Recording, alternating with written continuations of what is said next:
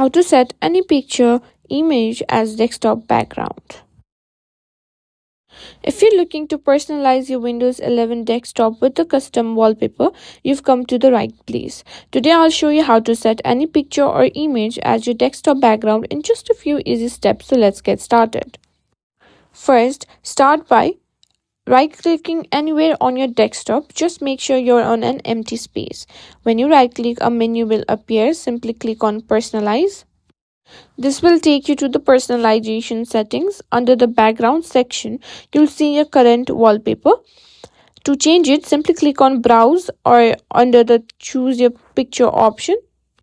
Now, Windows will open your File Explorer. Navigate to the folder where the picture you want to use is saved.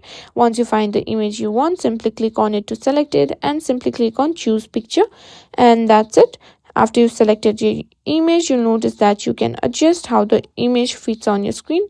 Simply choose a fit. And after that, simply click on Done, and you've successfully set your image as your desktop background in Windows 11.